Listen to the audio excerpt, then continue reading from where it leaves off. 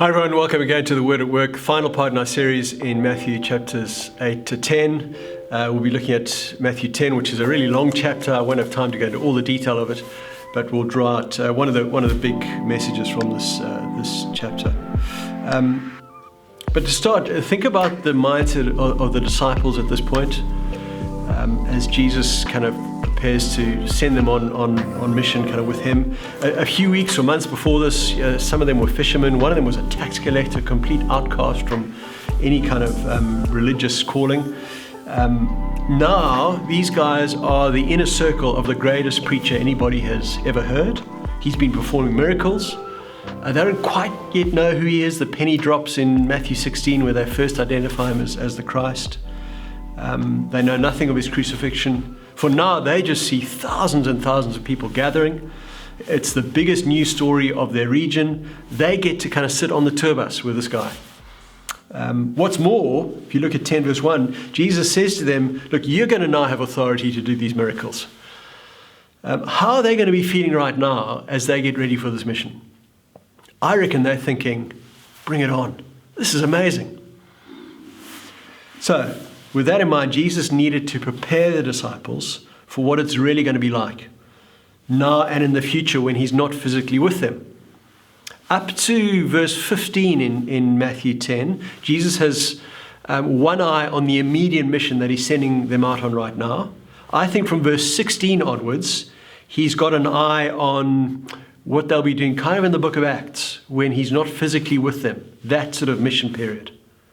So there'll be things in Matthew 10 which apply quite specifically to the disciples then as they go out on their mission with Jesus. There'll be some things which apply to them after Jesus' ascension when when the church is growing. But then there'll certainly be some core principles and warnings and encouragements which apply to any of Jesus' disciples even 2,000 years later. It's a long passage. I just want to focus on the key thing that Jesus is preparing them for. You see, most of all, I think what Jesus wants to prepare them for is the fact that he is going to cause division. Their message about him is going to cause division. That's important for us today. We're living in an increasingly pluralistic society, one which wants to play down any kind of exclusive claim about Jesus Christ, that he is the only way to God.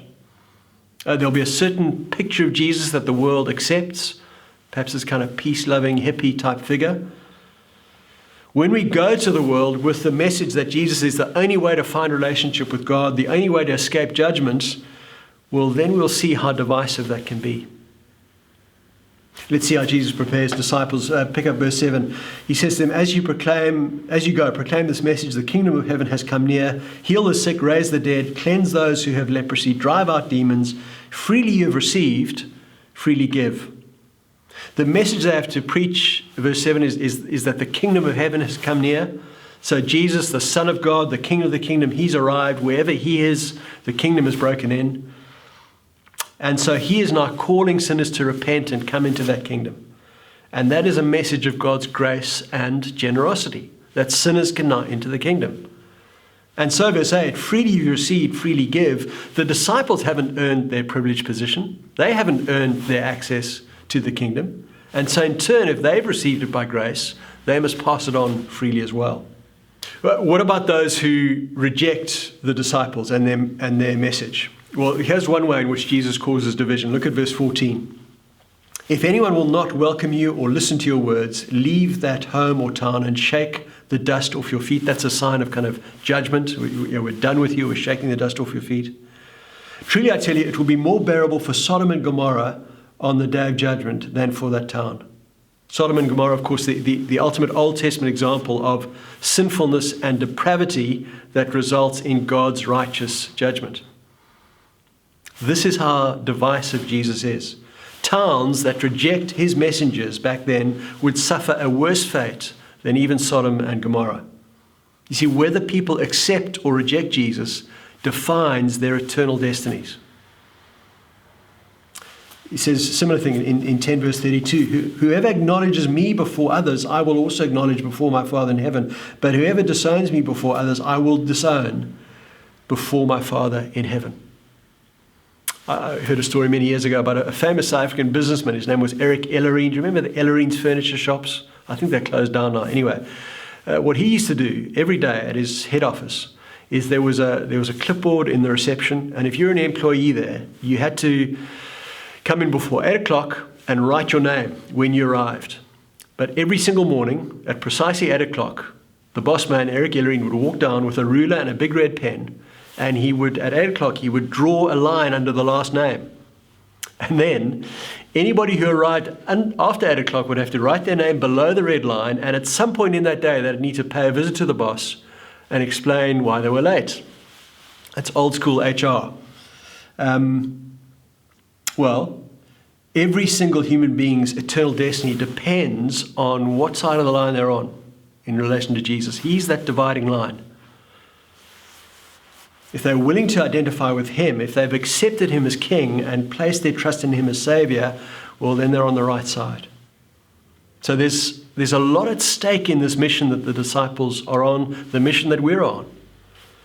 We're not asking people in the face of a nice menu of kind of valid options to, please, would you just join our club if it's not too much trouble? No, the mission is to announce that Jesus is the only valid option. And so it makes sense that as you share that message, it's going to prompt opposition. That's another one which Jesus divides. Look at verse 17 and 18. Be on your guard. You will be handed over to the local councils and be flogged in the synagogues on my account. Verse 18, you'll be brought before governors and kings. Verse 22, you'll be hated by everyone because of me.